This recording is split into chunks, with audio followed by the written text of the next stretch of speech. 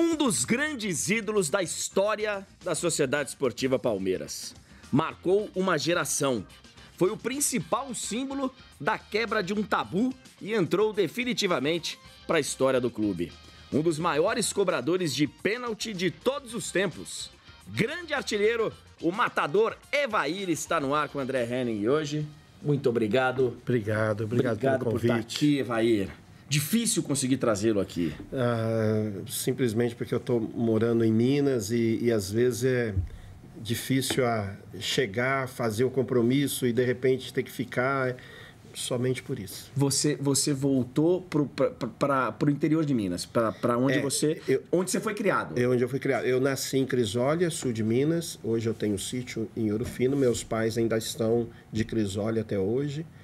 E o meu filho mais novo se acostumou ali na escola, fez amizades e a gente está conseguindo levar a vida lá. Mas como tem muita coisa para fazer em São Paulo, sempre tem um bate e volta.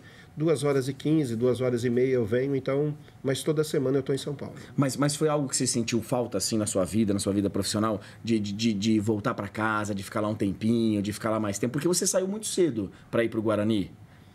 Eu saí com 15 anos de idade, fui para o Guarani.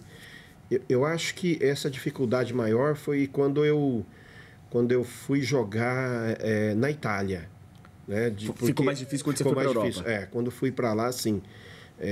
Sair de casa também foi muito difícil, a primeira vez de sair. Mas, assim, depois que eu me acostumei, hoje eu moro lá por uma necessidade mesmo, porque gostamos também, mas a necessidade de estar junto com o meu filho mais novo, que faz a gente estar ali naquele lugar ali. Mas São Paulo é, sim, meu ponto de referência para quase tudo, para viajar, para trabalhar. Legal. A gente vai voltar lá no seu início, mas você está lançando a sua biografia agora, exato, né? Exato. O Matador. Sim. Quem é que te deu o apelido de O Matador?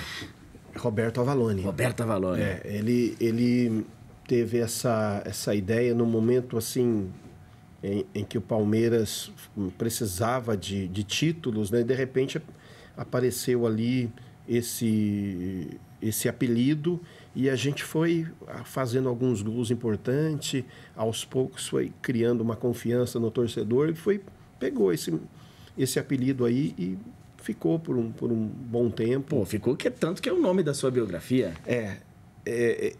Esse título é dado pelo Renato. É lógico que o Renato é palmeirense doente, ele que escreveu a minha biografia, vem dele esse título. Eu achei muito forte, né? O Matador, ainda mais no Brasil, que é cheio de artilheiros, né?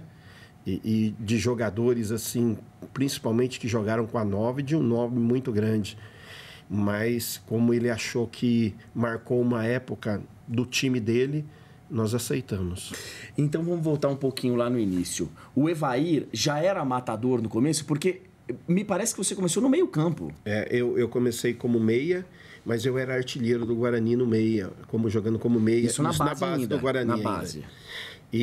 Mas aí, quando eu subi pro profissional, veio a principal dificuldade, que eu já tive que mudar de posição.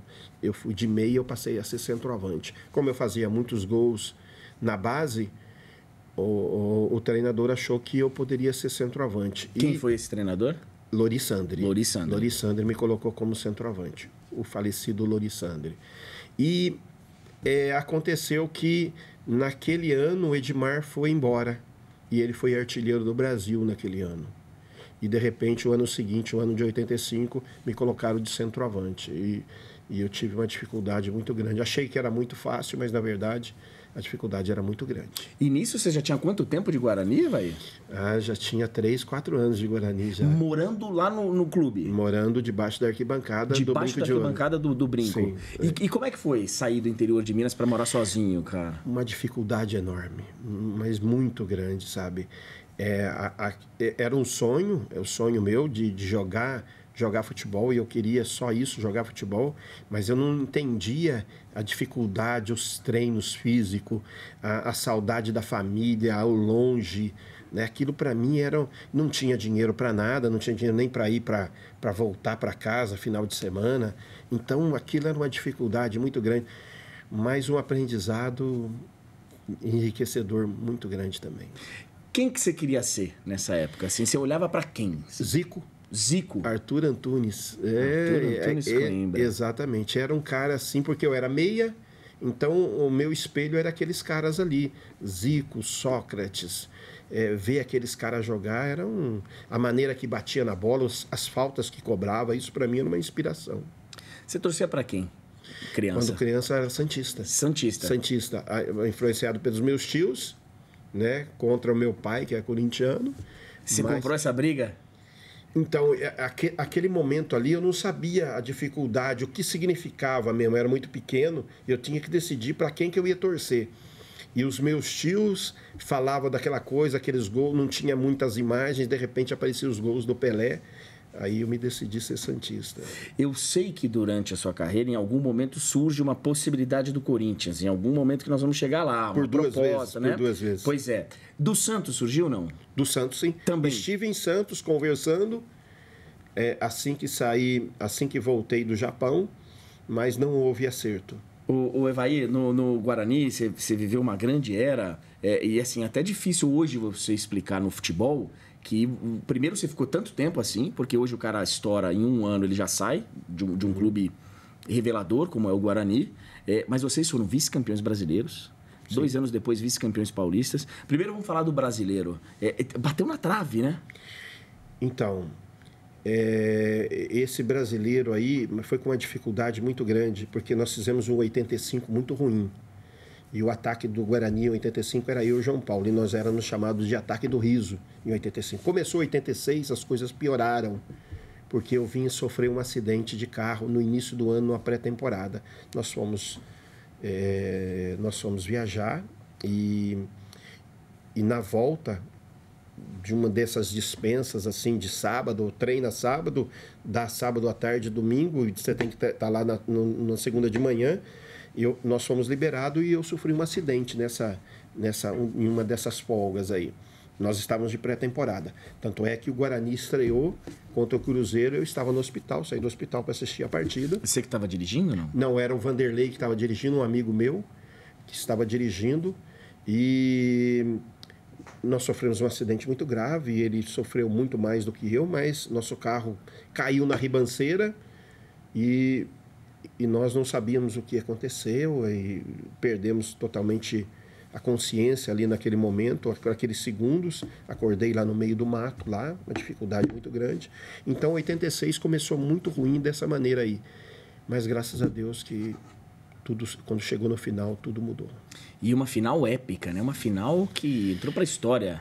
É histórico, né? Nunca aconteceu de 4 gols numa prorrogação, né? O tempo normal terminou empatado 1-1, né? Num pênalti que poderia nem ter tido tudo aquilo, né? Porque no final da partida teve um pênalti assim, escancarado pro Guarani, né? Não foi dado. E foi nos últimos minutos, poderia ter feito o gol de pênalti, poderia ter acabado o campeonato ali, mas quis o destino, quis Deus que fosse dessa maneira. Acabou depois na prorrogação empatar em 3-3, 4 gols na prorrogação, que até hoje não existe uma final como essa de brasileiro. Um negócio fantástico. Aí vem 88 e o vice-campeonato paulista. Sim. Né? E com o Guarani tendo feito, inclusive, o serviço, fez um belo primeiro jogo no Morumbi. Não, mas antes teve o 87 também, né? 87, que nós somos campeões pela seleção brasileira, eu fazia parte no Pan-Americano. No Pan-Americano, Uhum. Um título que até hoje o Brasil não tem mais. Né? Depois daquele título, nunca mais conquistou aquele título. De Indianápolis. E 87 tem aquela decisão Guarani, Sport Guarani, né? Que nós repartimos o título. Tem a história do módulo amarelo, então, do Copa União. Depois o Guarani foi disputar de novo essa final contra o Sport, mas aí eu já estava vendido, eu não participei mais, mas eu saí como campeão de 87, né, do Guarani. E de repente, passou um tempo, eu já não era mais campeão. Deu disputar outra final. E aí o Guarani acabou perdendo. Aí veio 88, né? E 88 a gente também bateu na trave. Foi o ano que eu fui embora. Você vai embora e eu sei que nesse meio tempo aí vem uma proposta da Espanha para você. Do Atlético de Madrid. Não pintou um negócio desse? Como é que você sabe disso? Mas eu andei pesquisando, né? E sei que você, no fundo, puxa vida, talvez tenha se arrependido de não ter ido? Não, essa proposta aí, na verdade, veio depois que eu vim da Itália. Depois? Exatamente. Tá. E aí eu fui para o Japão. Tá. Entendeu? Então é nesse momento. Não é antes de você ir para a Itália? Não é antes de ir para a Itália, porque quando teve a proposta da Itália, foi muito rápido. Acabou o campeonato, uma semana já foi decidido ali. E era coisa que tinha que se manter o sigilo muito grande, porque naquela época, quando um jogador dizia que ia embora, ele era considerado mercenário. Era uma época muito assim. Hoje em dia, não. Hoje o cara vem e diz abertamente, não, o meu sonho é jogar na Europa, fazer meu pé de meia e tal, né? E na minha época, não. Na minha época, ficou escondido até o último minuto. Depois que eu fui chamado, assim, o Atalanta da Itália te contratou, você pode ir. E aí, quando eu voltei, depois do Palmeiras ter sido campeão de tudo, tal. O Atlético de Madrid, então, aparece bem depois. Veio depois. Essa história veio depois. Mas eu não quis nem conversar, porque eu já estava acertado com o pessoal do Japão, então não teve muita conversa, não. Já estava tudo encaminhado já. Vamos falar rapidinho só da passagem pela Itália, para a gente poder chegar em Palmeiras e tudo aquilo. Como é que foi a vida na Itália? Você chegou a fazer dupla de ataque com o Canidia lá? Exato. Era o meu companheiro de ataque por 2 anos, né? E naquela época tinha o limite dos estrangeiros também? Só três. Só disputavam 3. E lá com você e com o Canidia, quem mais jogava? Stromberg. Tá. Stromberg, que era o capitão do time, né? Aliás, era o ídolo da torcida, um cara muito considerado em Bérgamo. E então tinha esses 3. E jogava esses 3 o tempo todo, não tinha outro. Era um time que a contratação era muito curta, muito estreita. Tinha 18 jogadores, 19 jogadores no grupo. Pegava-se 3 ou 4 ali da base para treinar com a gente. Não podia machucar ninguém. Né? E jogávamos uma vez por semana só, então a possibilidade de se machucar era menor, porque o desgaste era muito menor. Então... E Evair, você marcou assim uma época lá legal, tanto que até hoje o pessoal te chama lá, você volta lá, né? Teve agora, foi os 100 anos? Os 100 anos do Atalanta, não, mas já faz um tempo. Já faz um tempo, né? O Atalanta, a torcida do Atalanta nos chamou para comemorar os 100 anos do Atalanta. Foi algo assim inesquecível, né? Eu e o Canidia entrando num tanque de guerra no meio da torcida, e aquela torcida até hoje fanática, né? Eu nunca vi um povo tão fanático e gostar tanto de futebol como o bergamasco. Então, o italiano já é fanático, né? O bergamasco, então, ele respira. É comum uma senhora, um senhor de 70 anos discutir taticamente com você. E aprende-se muito futebol na Itália? Muito. Eu saí do Guarani como finalizador. Eu voltei como uma outra visão de futebol, né? Tanto é que eu me dei bem no Palmeiras depois justamente por isso. Então, sair de ser finalizador e voltar com uma mentalidade totalmente diferente daquilo que é. Às vezes eu pegava na bola 1, 2 vezes e era elogiado pelo treinador, né? Às vezes eu segurava a bola e vinha para um escanteio, tirava uma bola do escanteio e era elogiado. Totalmente diferente. Enquanto eu não fizesse um gol no Guarani, eu não estava feliz. Eu era cobrado por aquilo. De repente, em Bérgamo, uma simples jogada, um passe bem feito, uma colocação, um posicionamento tático, você já era muito bem elogiado, e a visão da pessoa era diferente daquilo que eu tinha aqui. Estamos de volta nessa edição especial de No Ar com André Henning, porque estamos recebendo Evair, o Matador. Caramba, que livro bonito, cara. A gente estava falando da biografia, né? E está sendo lançado, você está lançando no Brasil inteiro, enfim, vários... A Academia Store, o Palmeiras abriu para as portas para que a gente pudesse estar fazendo esse lançamento, né? Então tem sido assim uma aceitação legal. A gente está muito feliz. É um frio na barriga isso aí, né? Já é o segundo. Mas é aquele negócio mesmo de parece um filho que está nascendo? E demorou 9 anos para eu e o Renato deixarmos pronto. Depois que eu encerrei, nós começamos. Eu estava jogando ainda. E aos poucos a gente ia se encontrando, ia contando. Tem causos aí, né? Causos engraçados que eu passei na carreira. Né? E tem esse QR Code aqui, né? Que é o, Exato. É o códigozinho que você coloca no leitor e aí aparece o gol. Exatamente. O Renato, ele descreve um momento político, e algumas vezes que está passando o Brasil, descreve o time que eu estou e a gente separou alguns gols da carreira, né? E ele te convida para ver o gol também, né? Então, ficou algo assim bacana que a gente demorou, mas saiu. Você volta para o Brasil e vem para o Palmeiras. Exato. E aí, você vem em 91. Chega no meio de 91. Meio de 91. E aí, em 92, tem um episódio chato, que é o seu afastamento do grupo, enfim. O Nelsinho disse que eu estava afastado do time e do elenco. Olhei para o diretor, o Tipulo, e perguntei qual era a justificativa. Ele respondeu seco: deficiência técnica. O meu afastamento foi muito ruim. Quase 6 meses recebendo e não podendo atuar. Isso doeu bastante. Frase sua sobre o seu afastamento lá em 92. É bem mil mesmo. Tá longe essa, mas é bem... É como você se recorda do fato. É como eu me recordo do fato. E é uma coisa assim tão marcante, né? Que eu sempre fui um dos primeiros a chegar nos treinos. E eu joguei as minhas coisas num saco de lixo, né? Que era chuteira, todos os materiais. Eu joguei num saco de lixo e não percebi o que significava aquilo, o que estava acontecendo, na verdade. Coloquei dentro do carro, fui para o meu apartamento, aí é que caiu a ficha. Né? Que eu vi a gravidade do negócio. Né? E foi por deficiência técnica? Segundo ele, foi por deficiência técnica. O time estava numa situação muito difícil, né? Precisava ser campeão. Toda aquela pressão, né? De 17 anos de fila. E depois o Nelsinho disse que não tinha pedido a minha contratação, então ficou uma coisa assim. Passaram-se os anos, eu reencontrei com ele, né? Ele como treinador ainda e eu como jogador no Goiás. E tivemos a oportunidade de conversar numa boa, de estender a mão para ele e dizer, olha, ficou para trás, fizemos um grande trabalho junto. Fui ser auxiliar técnico dele na Ponte Preta, tal, para a gente poder passar realmente uma régua nisso tudo. Mas foi algo difícil para você? Você ficou com aquilo no... Muito difícil, muito difícil. 6 meses treinando separado? 6 meses treinando separado. Eu saía daqui de São Paulo e ia disputar os campeonatos lá de Ouro Fino, né? Campeonatos amadores. Campeonatos amadores. Ganhava quase todos, né? Porque aí...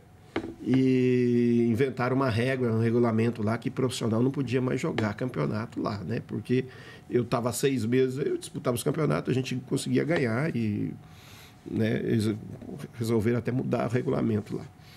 Mas foi uma experiência muito difícil. E você só voltou a ser reintegrado, né? Você só voltou a integrar o elenco depois que o Nelsinho foi embora. Depois que o Nelsinho foi embora, veio o Tacílio Gonçalves. O Chapinha. Me ligou. Eu lembro do telefonema dele, eu estava em casa, era um daqueles dias que eu treinava a semana inteira, era obrigado a treinar, ou às vezes nem precisava ir treinar, mas eu fazia questão, a gente treinava.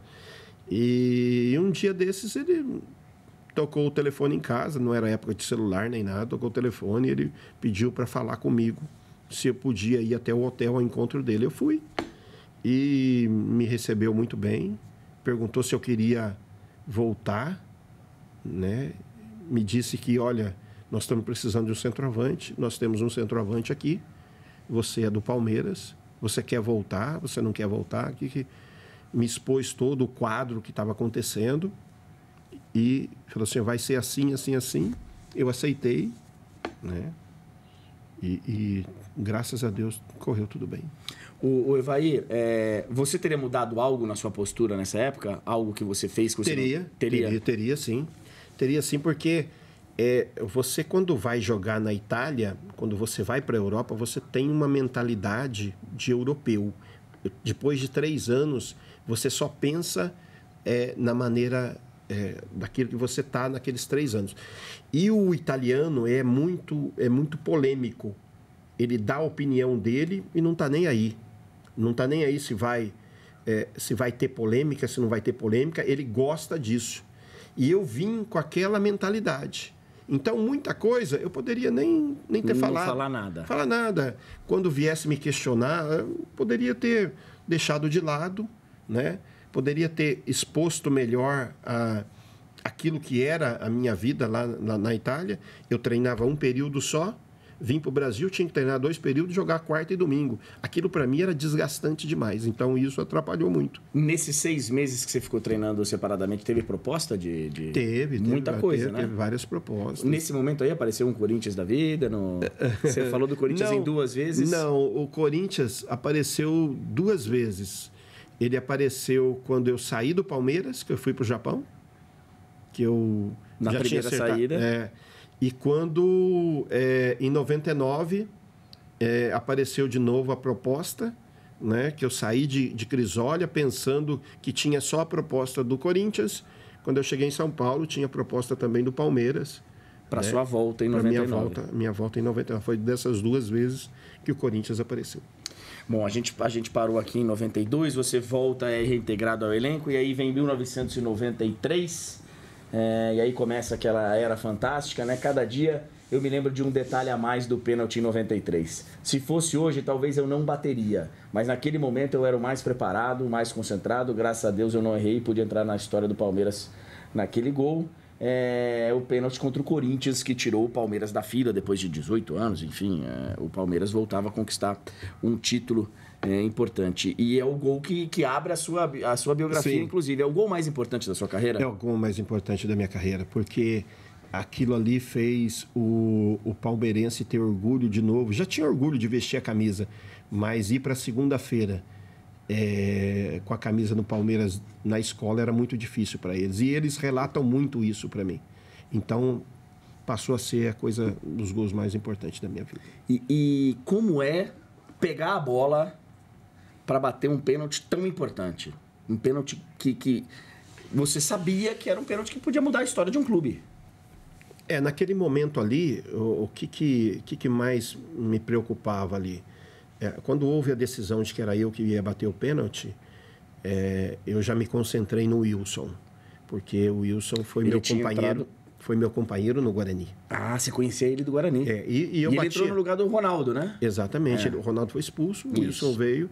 E o Wilson era aquele cara que ficava após os treinos. Nós treinávamos muito isso, né? Muito pênalti. Então ele te conhecia. Então já me conhecia. Então eu tinha que ser um cara frio naquele momento e ter a consciência de conhecer o meu adversário, né? E o meu adversário já era muito conhecido meu, e tanto eu que era conhecido dele também. Mas aquilo ali pesava muito, aquela corrida, né? Era muitos anos de fila. Então, era um momento assim que não podia ter erro. Então, a gente tinha que estar concentrado no máximo. E quando o Sampaio diz aquela frase que muda tudo, né? E fala aquele nome tão curtinho, chamado Jesus Cristo, parece que tudo muda, né? Parece que ele conversou com você. Ele fazia isso todos os pênaltis que o Palmeiras tinha, que eu ia bater. Vai em nome de Jesus. Aquele dia ele não vinha, demorou muito para vir. E eu olhava para trás, procurava ele, falava, puxa vida, será que você vai logo hoje, né? Que eu tanto preciso. Mas, na verdade, quando ele chegou, já estava tudo preparado e correu tudo bem, graças a Deus. E me diz uma coisa, você falou aí que... antes de chegar lá, da onde vem essa técnica tão perfeita de bater pênalti, cara? Vem dos treinos. Treinamento. Treinamento é a base de tudo que você vai fazer dentro do futebol. Treinamento. E, logicamente, que você tem que analisar o seu adversário. Eu tinha poucas imagens naquela época, mas eu tinha consciência de que eu representava um grupo. E bater um pênalti, para mim, é justamente isso, representar um grupo. É algo assim que tem que acontecer, o pênalti tem que ser feito. Então, eu tinha que ser o mais sério possível, o que mais treinava, entendeu? Mas treinar, ok, já entendi. Você era o primeiro a chegar no treino, você era um cara que ficava treinando depois com o Wilson, com outros goleiros e tal. E o fator psicológico? É outra coisa que é o que mais te faz acertar e errar o pênalti. Porque são apenas 11 metros. 11 metros, chutar uma bola em 11 metros não é tão difícil. Só que do outro lado tem um gigante, tem as traves e tem a torcida. Então, o psicológico, nesse momento, é das coisas mais importantes. E para isso tem preparação? Para isso tem preparação, sim. Tem preparação. Você pode, lá nos treinos, errar. Você pode desafiar o seu adversário lá, e eu fazia muito isso, né? A gente apostava, a gente gozava um do outro e a gente levava a sério.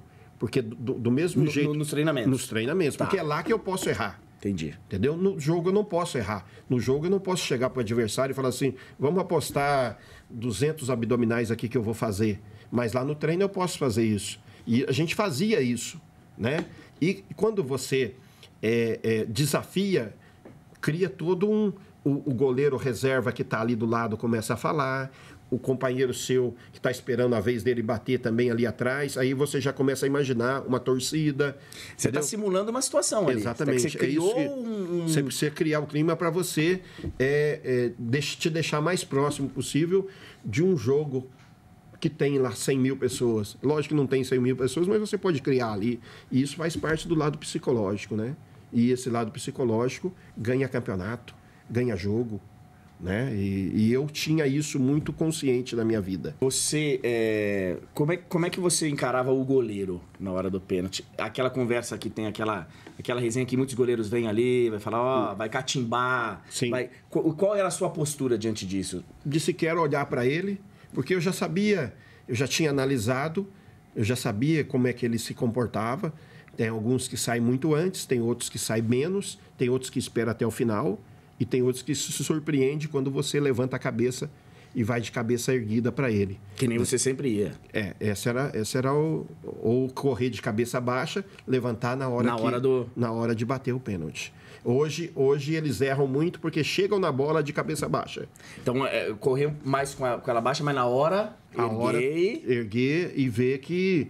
Qual a situação? Ele já decidiu um canto, não decidiu? Você vai virar o pé ou não? Porque a coisa mais fácil no pênalti é você virar o pé. Se você for bater de frente para o canto esquerdo do goleiro, se você vê que ele se adiantou, basta virar o pé, né? E isso era uma coisa muito, muito fácil. A gente treinava muito isso. Então, por isso que os pênaltis... o pênalti também precisa ser treinado. E quem te ensinou, Evair? Ninguém te ensinou? Ninguém ensinou. É treinamento... repetição, repetir, analisar o adversário e ter consciência de que você está repetindo e está representando um grupo. É isso que você precisa ter. Só mais duas sobre pênaltis. O pênalti é fantástico porque você perdeu quantos? Eu devo ter perdido uns 5 ou 6 na carreira. De 20 anos. É muito pouco. É pouco, porque levando em consideração que os mais importantes foram feitos. Sim. Eu errei pênalti, mas os mais importantes na Libertadores e quando acabou o jejum, a gente fez. Então, isso representa o quê? Que sabe bater pênalti, porque nos momentos mais... Eu errei pênalti para a seleção brasileira. Já estava 6-0. Mas ninguém se lembra disso. Sim. Porque já estava 6-0, está 4-0, não lembro quanto estava. Mas errei. Vamos chegar em seleção brasileira já. E a outra é que teve uma época no Palmeiras que o Edmundo também queria bater pênalti. Como é que era? Teve uma época que eu deixei de bater pênalti. No início de 94, eu falei para o Luxemburgo, pode colocar outro para treinar, para bater pênalti aí, que eu não vou mais bater. O pessoal acha que bate pênalti também, que sabe bater, pode bater, não tem importância. E na estreia teve 2, só que erraram os 2. Né? O Edmundo? Eu acho que foi o Edmundo que errou os 2. Tá. Se eu não me engano, não sei se foi o Edmundo ou se foi o outro que errou. Sei que o Edmundo errou 1, na estreia do Brasileiro. Foi uma segunda-feira que eu tomei uma dura gigantesca. Eu fui chamado pelo treinador, o Luxemburgo, no caso. Ele me deu uma dura, e dizia ele, quem manda aqui sou eu, quem decide quem vai bater os pênaltis sou eu, e você vai bater o pênalti. Você vai voltar a bater o pênalti. Eu falei, então tá bom. Vai falar pro pessoal lá, quem bate sou eu, então, porque eu já tinha lavado a minha... Mas quando você fala assim, vai lá falar pro pessoal... Para aqueles que queriam bater o pênalti. Era mais o Edmundo, não era? Ah, não, o Edilson também queria bater pênalti, que achavam que sabiam bater pênalti. Era um grupo difícil, Evair, e não digo difícil, pelo amor de Deus, que era um grupo de gente ruim, nada disso. Mas era um grupo assim, que era de difícil encaixe fora de campo. Dava choque. Né? De fios desencapados, entendeu? Mas era muito gostoso lá dentro. Porque, apesar de eles tentarem criar todas as polêmicas, a gente se divertia muito. E em determinado momento a gente se divertia até com as polêmicas que eram criadas. Porque um arrumava briga com o outro arrumava briga com o outro. Às vezes a gente nem estava sabendo que brigou, mas tinha briga lá. Então toda semana tinha uma confusão, né? Então a gente já aprendeu a se divertir, a gente se divertia com esse tipo de situação também. E hoje vocês se encontram aí na rua e tudo tranquilo? Tudo tranquilo, graças a Deus. Eu tenho o maior orgulho de poder ter jogado do lado do Edmundo, do lado do César Sampaio, do Zinho, do Antônio Carlos, do Mazinho. São pessoas assim que me ensinaram, aprendi muito com eles e tenho orgulho de dizer que fui campeão com eles. E nessa mesma época, você voando, Palmeiras ganhando tudo, 93, 94 ganhou tudo. Vem a Copa do Mundo 94. do Tetra, 94. E você teve na Copa América em 93? Não. Na Copa América não. Mas você teve em todos os jogos das eliminatórias. E aí não foi pra Copa? E não fui pra Copa. Tirei a foto, mas não fui pra Copa. E aí, cara, como é que foi isso? Foi, assim, eu tava vivendo um momento tão bom espiritualmente com Deus e na minha carreira, que naquele momento eu não senti. Mas hoje, olhando para trás, me dá uma dor no coração maior do que antes. É mesmo? Porque eu saí de Crisólia, o meu sonho era jogar na seleção brasileira. Meu sonho é aquele. Queria ser jogador da seleção brasileira. Não era jogar no Barcelona, no Real Madrid, era vestir a amarelinha. Vestir a amarelinha. Aquilo para mim é um orgulho. Quando eu fui convocado pela primeira vez, eu não dormia à noite. Eu não dormia à noite. De felicidade. Eu não dormia à noite. E isso aconteceu várias vezes na minha vida. Porque acordar e ser lembrado e dizer assim, nossa, eu fui convocado para a seleção brasileira. Você sabe o que é isso? O maior time do mundo. Não tem nenhum time do mundo maior que a seleção brasileira. Para mim, um orgulho muito grande. Para mim, tinha prazer. Eu não queria dormir. Porque, para mim, era eu cresci com essa coisa. E aí, teve alguma conversa, alguma coisa em algum momento no futuro, ou não, pro Parreira chegar para você? Pô, cara, eu te usei todas as eliminatórias, mas na hora eu preferi outro por causa disso, por causa daquilo. Não, nunca teve. E quando nós perdemos, porque o Brasil perdeu a primeira partida de eliminatórias, eu estava... Não lembro Bolívia. Brasil e Bolívia, 2-0 na altitude que o Tafarel falha. Pegou o pênalti e falhou. 2 gols do Echeverri, se não me engano. Não sei se foi 2-1 ou 2-0. Acho que foi 2-0. E naquele dia ele queria entregar o cargo quando chegou na Granja Comari. E eu Parreira? E eu fui um dos jogadores que fui até o quarto dele. Pedi para ele não fazer isso, porque aquilo ali era uma fase que nós sabíamos que o Brasil ia chegar no Mundial e ia ser campeão. Podia ter toda a condição de chegar e ser campeão. Você ajudou a segurar o Parreira. Sim. Deu a sua contribuição ali lá, junto com o pessoal, porque para mim era importante aquilo, né? Que o grupo permanecesse daquela maneira. Bom, não deu certo. Quis Deus assim. Você não espera, ou até hoje, uma... Ô, Parreira. Não. Por que, Parreira? Por que, Parreira? Não espero, não. São atitudes e são pessoas que têm que tomar decisões assim muito difíceis. É muita gente, né? Se fosse para levar todos do Palmeiras aquele ano, ia ter que levar Roberto Carlos, Antônio Carlos, Clebão, César Sampaio, Edmundo, Edilson, Mazinho. Levou Mazinho e Zinho. Foram os dois do Palmeiras no Tetra. Os dois do Palmeiras só. Mas veja para você ver quanta gente...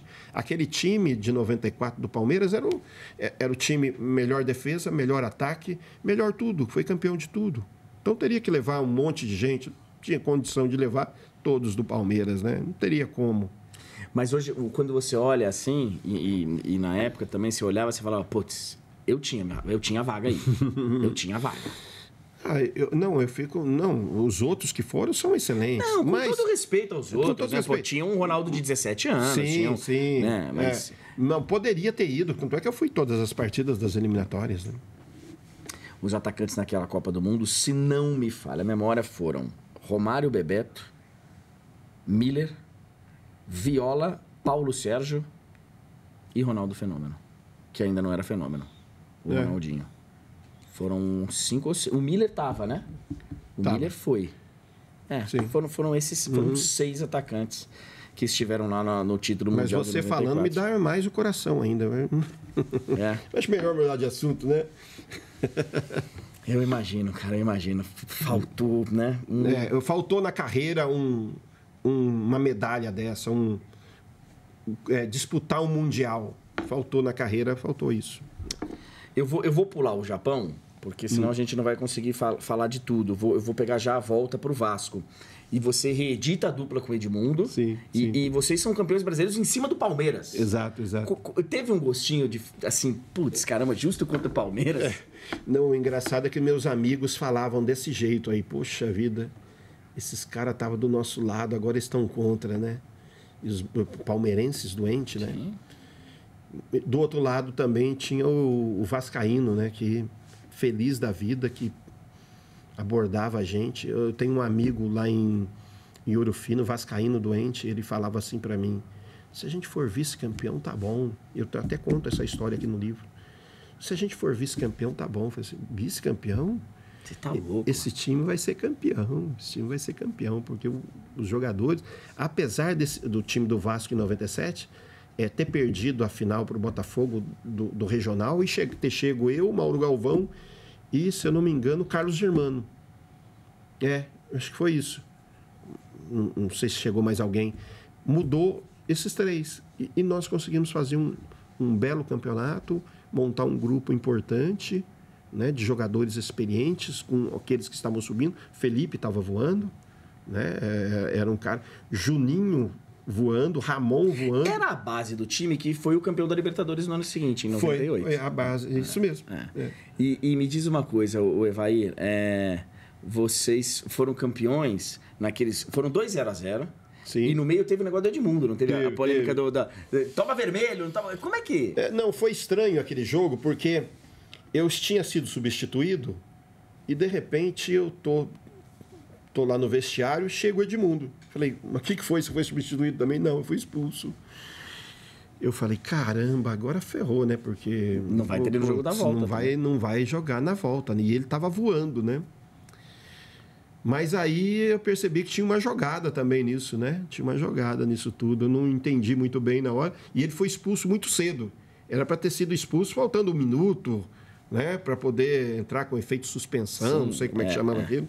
E, de repente, ele já estava no vestiário, eu tinha acabado de ser substituído, já chegou.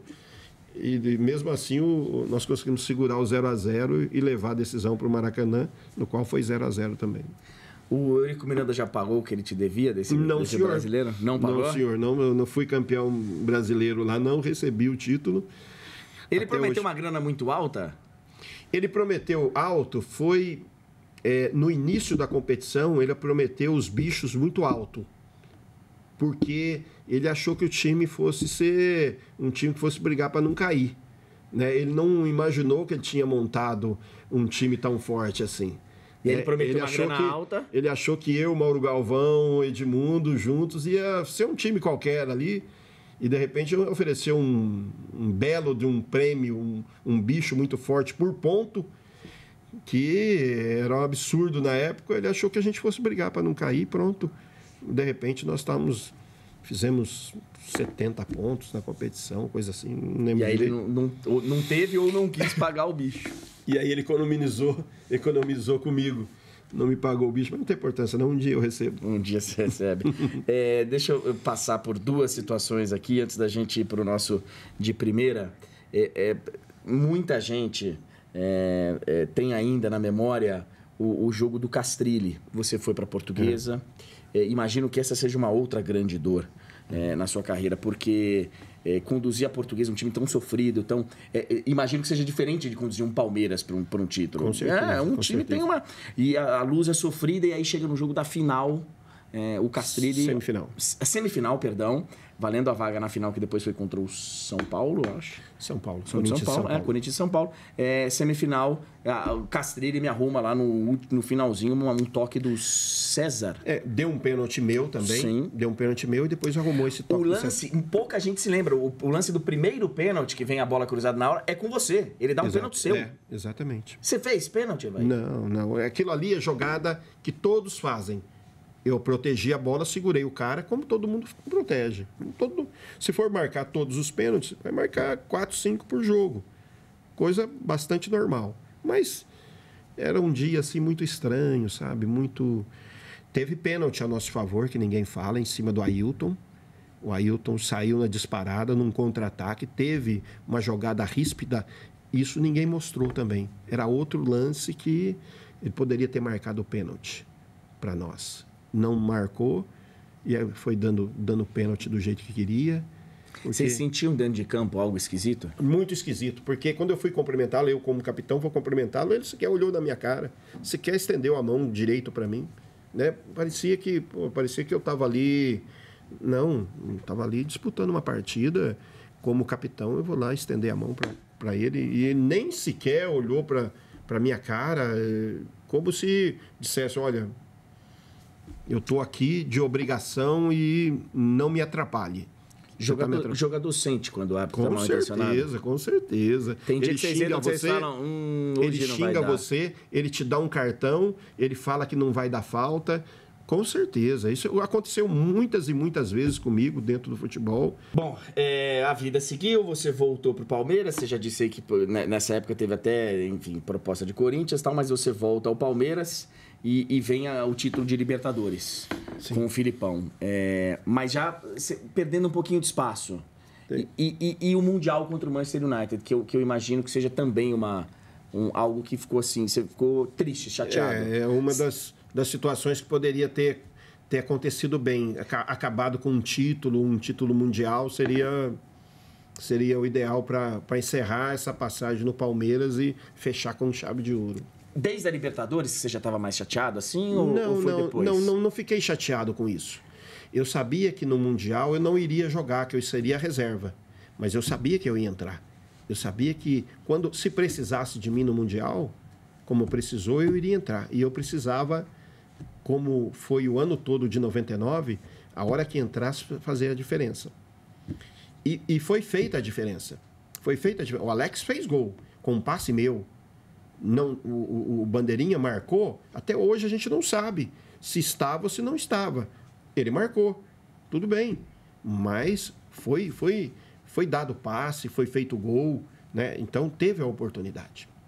E o Filipão foi um cara correto com você, assim, de falar, você tá indo, você vai ser minha opção, você tá... Não falou nada. Não teve respeito. Nada de... Eu imaginei que fosse assim. O Asprilla foi contratado para esse jogo, né? Foi contratado para jogar esse jogo. E, de repente, ele chegou e jogou esse jogo. Mesmo muito mal, mesmo o ataque não muito bem, mas jogou os dois que ele queria lá na frente. Começou com Asprilla e Paulo Nunes, entendeu? Então, são assim, coisas que a gente sabia que ia acontecer. O que precisava mesmo era eu decidir quando entrasse. Você sente que você fez o que de você era esperado? Não. Eu sinto que faltou um pouco mais. Eu deveria ter entrado e ter resolvido a parada. Você queria ter feito mais. O passe para o Alex, muito bom, tal, mas poderia ter feito mais. Eu sempre fiz mais quando entrava dentro num jogo como decisão como esse. Então, isso sim, para mim, faltou isso. O Evair, deixa eu abrir um parênteses aqui para perguntar sobre a situação atual do Palmeiras. O que você acha do Borja? Que está sendo cobrado, tem muita gente que fala que ele micou, que é uma contratação micada, que é uma contratação que não... Você acompanha de perto o Palmeiras hoje? O que você pode falar? Eu acompanho o Palmeiras hoje um pouquinho mais de longe. Eu acompanhei quase todos os jogos o ano passado. Este ano, menos, mas já acompanhei o Borja, sim. É um jogador que sabe fazer gol de todos os jeitos. Se você for pegar os vídeos dele, ele faz gol de peixinho, de pé direito, de pé esquerdo, na velocidade, de pênalti. Então ele sabe, apesar que ele gosta de bater o pênalti sempre da mesma maneira. Então isso é fácil de descobrir também. Mas é um jogador com características de velocidade, que jogava dessa maneira, na velocidade onde estava, e de repente vem para um time em que não é só a velocidade, ele tem que saber sair da área também. E isso está dando dificuldade para ele. Não acho um mico, não acho que ele seja um mico, eu acho que ele precisa de tempo, coisa que o Palmeiras não tem. A torcida não dá tempo, a imprensa não dá tempo para ele, para isso. Então é preciso que as pessoas lá dentro dê o tempo que ele precise, porque ele sabe fazer gol. Ele errava muito lá, ele errava muito gol lá, e tinha paciência com ele. Então, de 3 oportunidades, ele fazia uma, estava bom. No Palmeiras é diferente. Ele tem que fazer uma. Então, essa é a maior dificuldade que ele precisa encarar, que passa a ser mais do que nunca o lado psicológico. Ele precisa dessa paciência.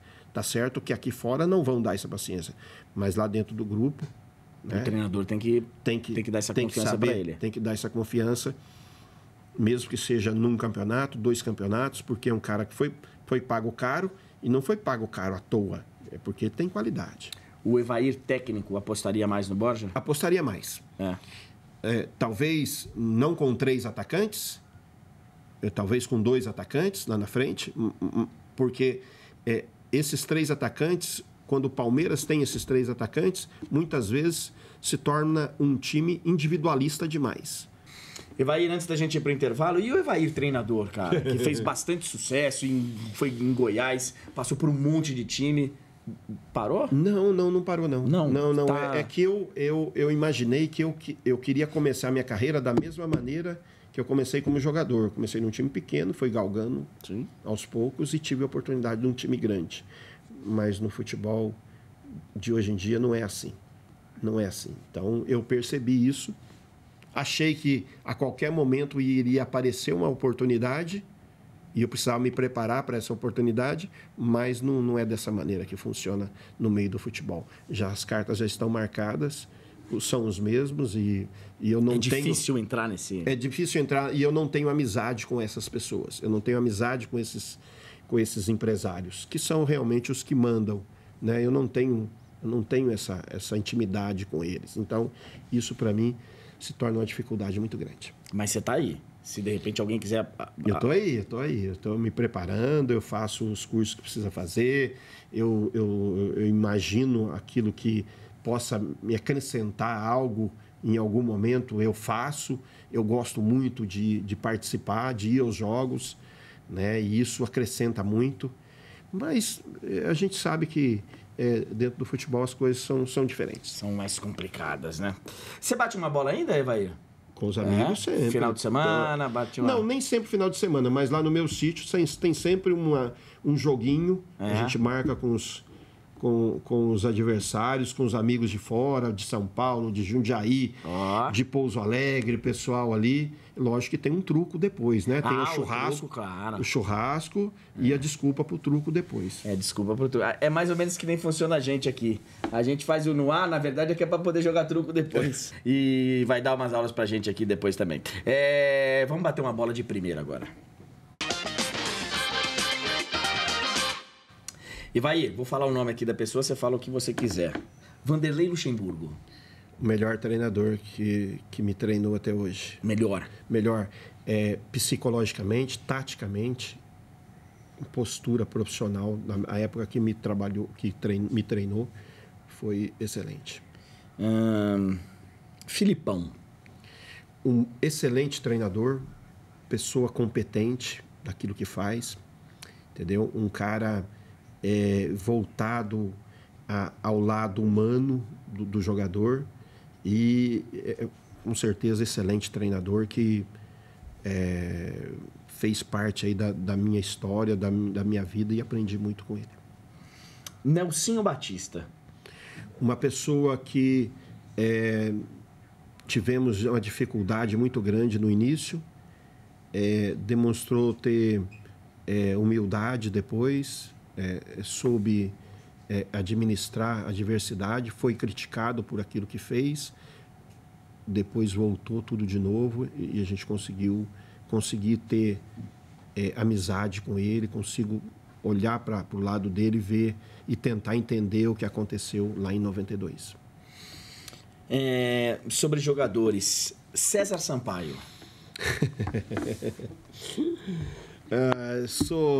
Eu sou suspeita para falar desse cidadão, porque eu aprendi muito com ele, um cara íntegro, me ensinou desde o início até o final.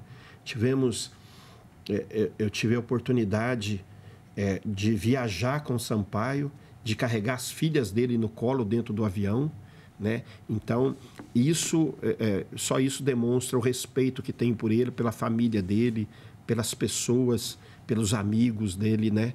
Porque foi um cara, assim, tanto dentro como fora de campo, primordial para que eu pudesse desenvolver o meu trabalho, e tenho o maior orgulho de ter trabalhado com ele.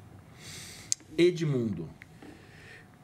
Muito difícil de se lidar no início, mas uma pessoa extremamente leal, que demonstrou humildade para entender os momentos, aquilo que passou, e tenho o maior orgulho de dizer que fui companheiro dele, porque foi um cara que teve muita dificuldade na vida, soube se levantar, e nos momentos em que mais eu precisei também, ele estava ali.